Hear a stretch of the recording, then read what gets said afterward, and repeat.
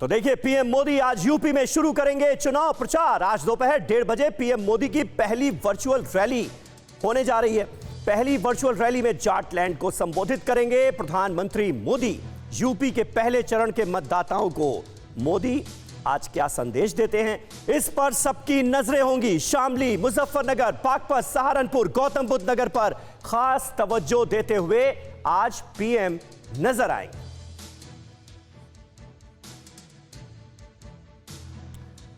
तो यह समझना बहुत ज्यादा जरूरी है कि पश्चिमी यूपी कितना अहम है। यूपी में विधानसभा चुनावों के मद्देनजर बीजेपी इसे इतनी अहमियत क्यों दे रही है, यह समझिए। साल 2013 में दंगों के बाद पश्चिमी यूपी में कैसे समीकरण बदले थे, यह हमने देखा है। दंगों के बाद जाट और मुस्लिमों की राहें अलग हो गईं, पोलराइजेशन गजब का हुआ, ध्रुवीकरण हो गया। 2017 में बीजेपी को जाट समुदाय का बड़ा समर्थन हासिल हुआ। जाटों के समर्थन से बीजेपी ने 100 से ज्यादा सीटें जीती, और अगर एग्जैक्ट मैं आपको बताऊं तो 103 सीटें जीती। 136 सीटें हैं पूरे वेस्टर्न यूपी में। 2019 लोकसभा चुनाव में भी जाट बीजेपी के साथ थे और इसका असर हमने देखा।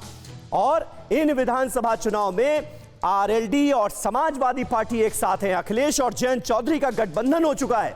आरएलडी जाट वोट में सेंध लगाने की बड़ी कोशिश कर रही है और वेस्टर्न यूपी के इलाकों में इस पार्टी का खासा प्रभाव नजर आ रहा है, खास तौर पर किसान आंदोलन के बाद। समाजवादी पार्टी को मुस्लिमों का समर्थन मिलता रहा है, मुस्लिम वोट बैंक इंटैक्ट नजर आ रहा है समाजवादी पार्टी के साथ। ये बातें लगातार राजनीतिक पंडित कह रहे हैं।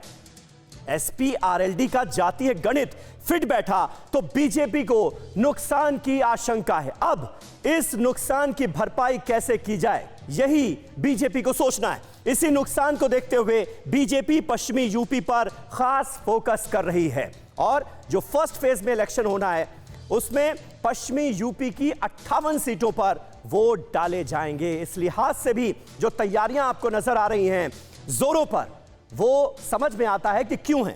बहरहाल पश्चिमी यूपी पर बीजेपी की नजर क्यों, ये आपको समझाते हैं। पश्चिमी यूपी की 70% आबादी खेती और किसानी से जुड़ी है।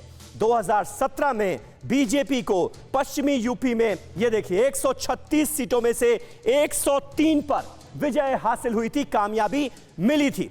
2017 में किसान आंदोलन जैसा कोई मुद्दा नहीं था और जाहिर है इसका फायदा हुआ।